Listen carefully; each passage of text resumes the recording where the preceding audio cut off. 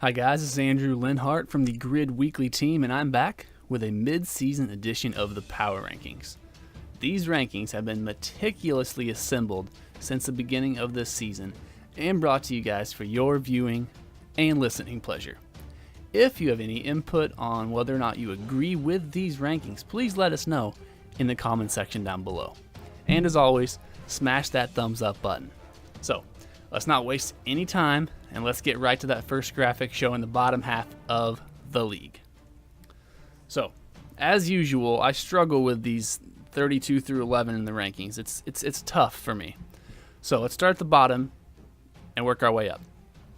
At the bottom, we have the New England Patriots sitting at number 32. Right above them are the New Orleans Saints at 31, and both of those two teams are 0-7. Reasoning for the Saints being above the Patriots is the Patriots have taken some absolute beatings this season. And unless things turn around, we might see an 0-16 season. Although I will say we can't see two of them because they do face off against each other pretty soon. So, little battle of the suck action going on. All right. I'm sure most of you have scanned the graphic and saw it. So there's some real shockers right here on this graphic. The biggest shocker on this board to me is the Cardinals and the Colts. These two teams were ranked number 1 and 2 in the preseason power rankings, and in fact, the Colts are the reigning Super Bowl champions. But due to some unforeseen circumstances, these two teams have found themselves in the bottom half of the rankings.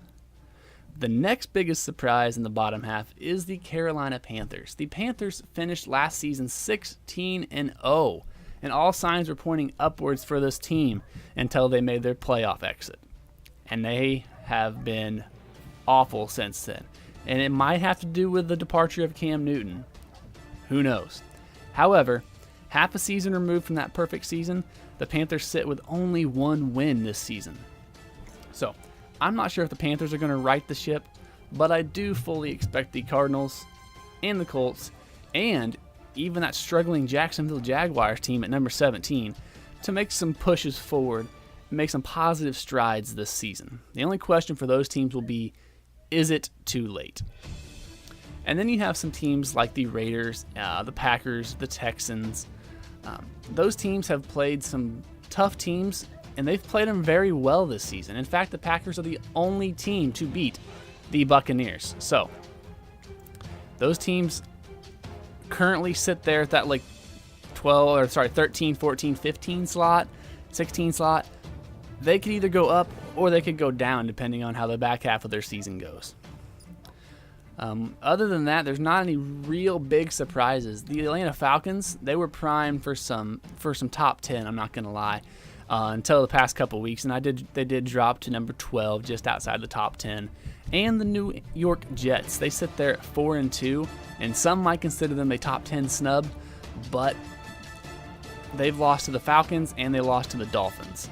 So, and the Dolphins, you'll see, obviously are in that top 10. So, I had to put the Jets there at number 11. So, TD Prime, keep it up. You'll crack that top 10. All right. Let's not waste more time. Sorry about that. Let's jump right to number 10. This team has not been in the top 10 since the Grid Weekly Power Rankings have been coming out. So here's your newbies, the Miami Dolphins. You know, these guys I slotted at number 10. They had a pretty fluky loss to a inconsistent Raiders team in Week 1, and since then they've only lost to the Falcons, who once again are also inconsistent. They've beat some good teams and lost to some bad teams. So right now the Dolphins are playing good football. And as long as that continues, the Dolphins are going to remain in that top 10. Now, they do have 4 or 5 pretty tough matchups coming up in the second half of their season, though. So I look for this team to either take a tumble or to make some strides upwards in the top 10. They won't stay number 10, I guarantee it. They're either going to move up or they're going to move down. So let's jump to number 9. Number 9 is the Los Angeles Chargers. And you know, I had the Dolphins, the Chargers, Dolphins, Chargers, and Jets all at 4-2. And if you look at the Chargers, It might seem kind of surprising, but I'm putting them here in this spot simply due to the fact that their only 2 losses have came to the Cowboys, who we've yet to see in this rankings list, and the Chiefs, who we've yet to see in this rankings list. And the Chiefs game was a shootout, down to a 1-score game. The Chargers have beat the Colts, and they have a fairly easy schedule the rest of the season. The downfall to the Chargers is they're going to need some consistent quarterback play going forward, or they're going to slip out of the top 10, kind of like what we saw last season. That quarterback position, it's still haunting the Chargers. All right, moving on to number 8. All right, the Kansas City Chiefs. The bottom half of this top 10, I'm not going to lie, it's a little weak. The Chiefs have played some teams well, and they've played some teams not so well. They've lost to a much lesser Redskins team, and then they lost to a much higher ranking Titans team. So there's no shame in that loss. But the Redskins, come on.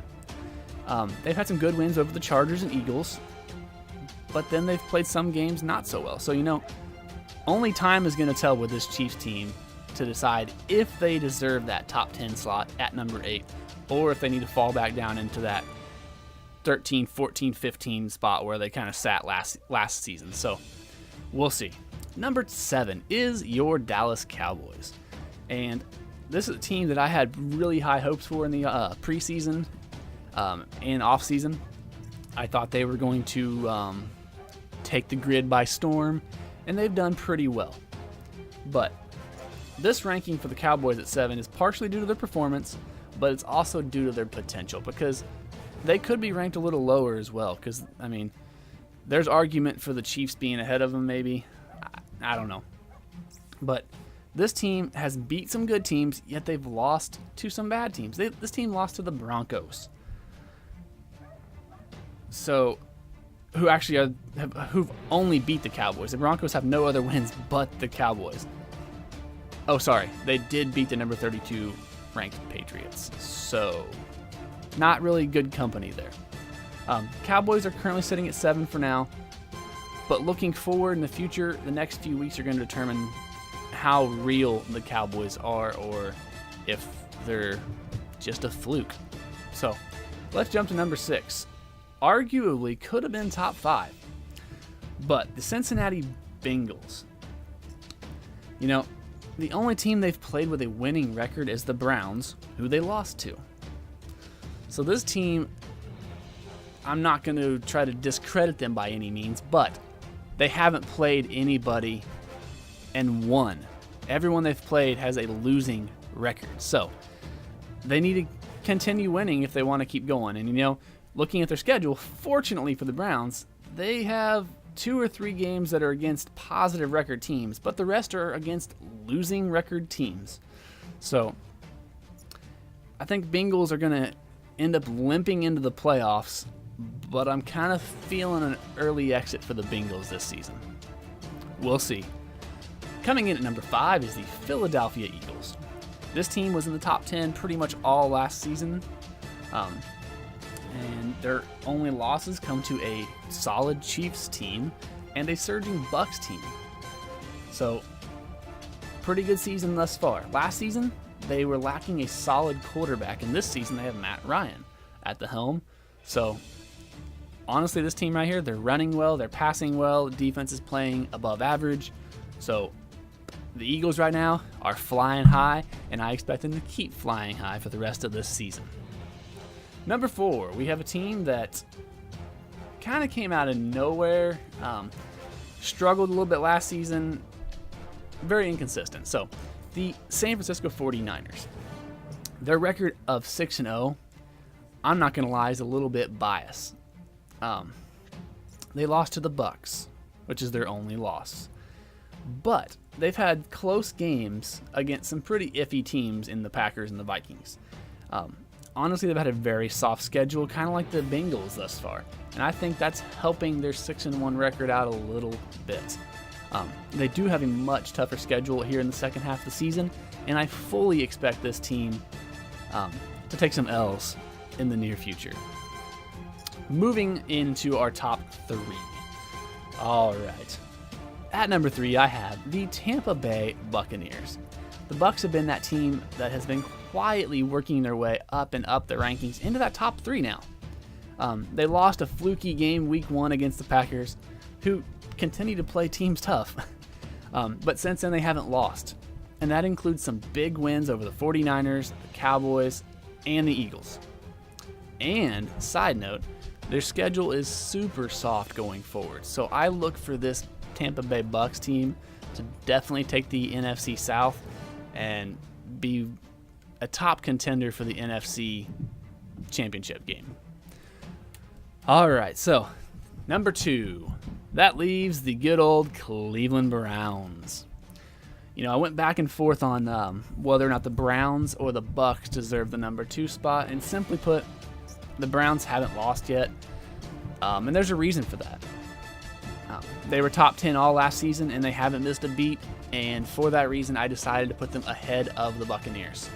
That could change in the future. They do have some tough games coming up, but as of right now, your Cleveland Browns are number 2, which leaves your number 1 team to be the Tennessee Titans.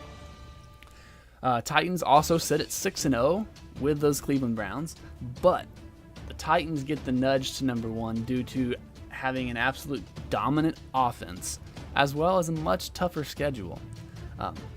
The Titans actually take on division rival Texans tomorrow evening, March 21st, on Grid Live, so be sure to tune into that. They actually just played them 1 week previous to this one, before their bye, and it was a good game. So the Texans, they're no slouch. They do sit there kind of in the bottom half of the rankings, but you can't take the Texans lightly. In division games, everybody knows, are much more complicated than they appear to be. Looking at the Titans schedule, it's not a super easy schedule, and it's not a super difficult schedule.